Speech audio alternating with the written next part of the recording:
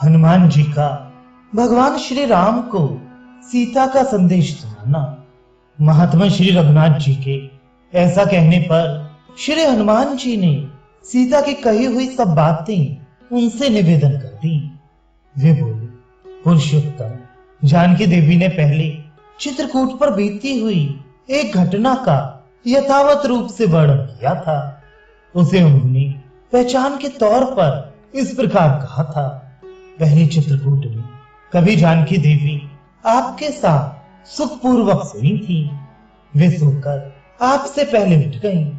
उस समय किसी कौवे ने सहसा उड़कर उनकी छाती में चोंच मार दी। भरत अग्रज, आप लोग बारी बारी से एक दूसरे के अंग में सिर रखकर सोती थी।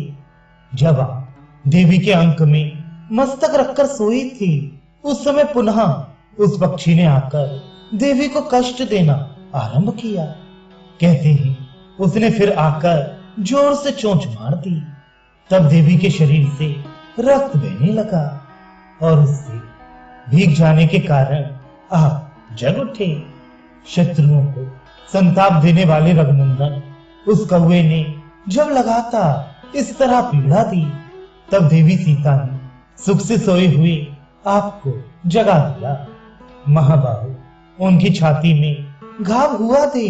आप विश्व सर्प के समान कुपित हो उठे और इस प्रकार बोले, भीरू, किसने अपने नखों के अग्रभाग से तुम्हारी छाती में घाव कर दिया है? कौन कुपित हुए 5 मुंह वाले सर्प के साथ खेल रहा है? ऐसा कहकर आपने जब सहसा इधर उधर दृष्टि डाली, तब उस कौवे को देखा। उसके तीखे पंजे खून में लगे हुए थे और वह सीता देवी की ओर मुंह करके ही कहीं बैठा था। सुना है, उड़ने वालों में श्रेष्ठ वह कौवा साक्षात इंद्र का पुत्र था, जो उन दिनों पृथ्वी पर विचर रहा था। वह वायु देवता के समान शीघ्रगामी था। मंतमानों में श्रेष्ठ महाबाहु, उस समय आपके नेत्र क्रोध से भूनने लगे और आपने उस कौवे को कठोर दंड देने का विचार किया। आपने अपनी चटाई में से एक कुशा निकालकर हाथ में ले लिया और उसे ब्रह्मास्त्र से अभिमंत्रित किया। फिर तो वह कुश प्रलय काल की अग्नि के समान प्रज्वलित हो उठा। उसका लक्ष्य वह कौवा ही था। आपने उस जलते हुए कुश को कौवे की ओर छोड़ दिया। फिर तो वह दीप्तिमान दर्प उस कौवे का पीछा करने लगा। आपके भय से डरे हुए समस्त देवताओं ने भी उस कौवे को त्याग दिया। वह तीनों लोकों में चक्कर लगाता फिरा, किंतु कहीं भी उसे कोई रक्षक नहीं मिला। शत्रु दमन श्री राम सब ओर से निराश होकर वह कौवा फिर वहीं आपकी शरण में आया। शरण में आकर पृथ्वी पर पड़े हुए उस कौवे को आपने शरण में ले लिया, क्योंकि आप शरणागत वत्सल हैं। यद्यपि वह वध के योग्य था, तो भी आपने कृपा पूर्वक उसकी रक्षा की। रघुनंदन, उस ब्रह्मास्त्र को व्यर्थ नहीं किया जा सकता था, इसलिए आपने उस कौवे की दाहिनी आंख फोड़ डाली। श्री राम तदनंतर आपसे विदा ले वह कौवा भूतल पर आपको और स्वर्ग में राजा दशरथ को नमस्कार करके अपने घर को चला गया। सीता कहती है, रघुनंदन, इस प्रकार अस्त्र वेत्ताओं में श्रेष्ठ, शक्तिशाली और शीलवान होते हुए भी आप राक्षसों पर अपने अस्त्र का प्रयोग क्यों नहीं करते हैं? श्री राम, दानव, गंधर्व, असुर और देवता कोई भी सम्रांगण में आपका सामना नहीं कर सकते।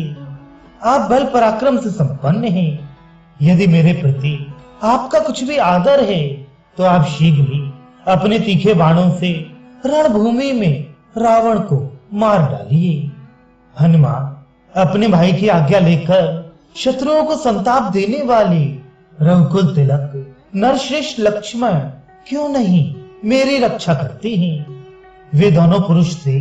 श्री राम और लक्ष्मण वायु तथा अग्नि के तुल्य तेजस्वी एवं शक्तिशाली हैं। देवताओं के लिए भी दुर्जय हैं। फिर किस लिए मेरी उपेक्षा कर रहे हैं।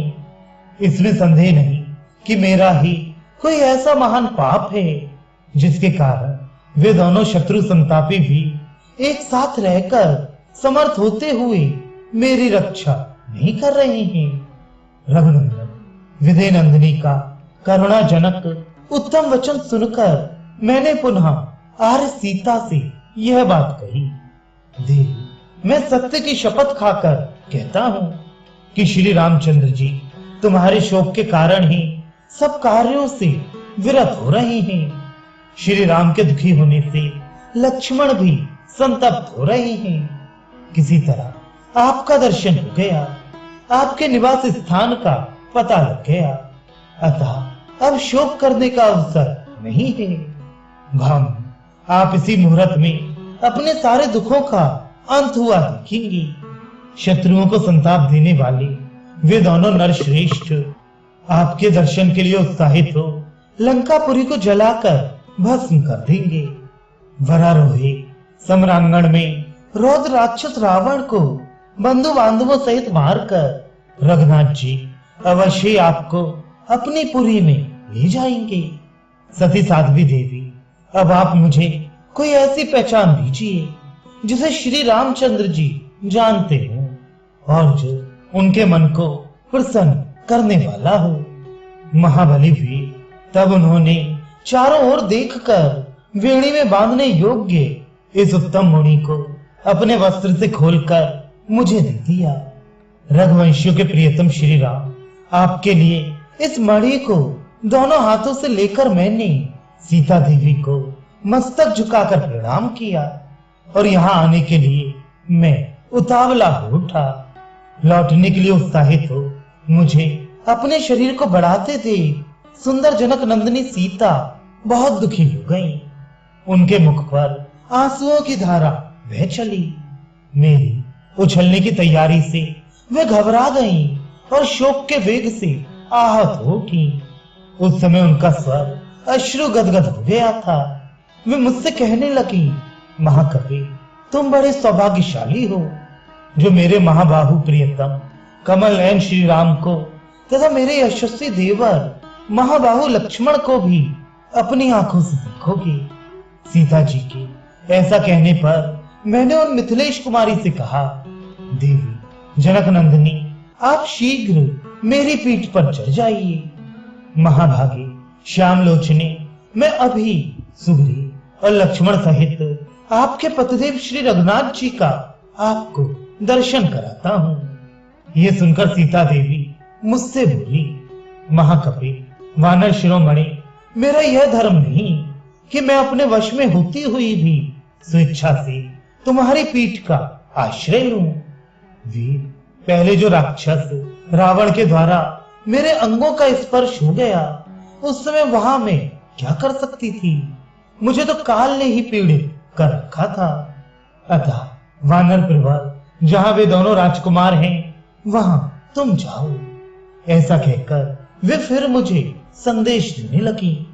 हनुमान सिंह के समान पराक्रमी उन दोनों भाई श्री राम और लक्ष्मण से, मंत्रियों सहित सुग्रीव से तथा अन्य सब लोगों से भी मेरा कुशल समाचार कहना और उनका पूछना।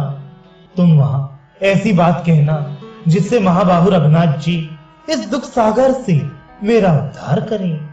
वानरों के प्रमुख भी मेरे इस तीव्र शोक वेग को तथा इन राक्षसों द्वारा जो मुझे डराया धमकाया जाता है, इसको भी उन श्री रामचंद्र जी के पास जाकर कहना, तुम्हारा मार्ग मंगलमय हो। नरेश्वर, आपकी प्रियतमा संयमशीला आर्या सीता ने बड़े विषाद के साथ ये सारी बातें कही हैं।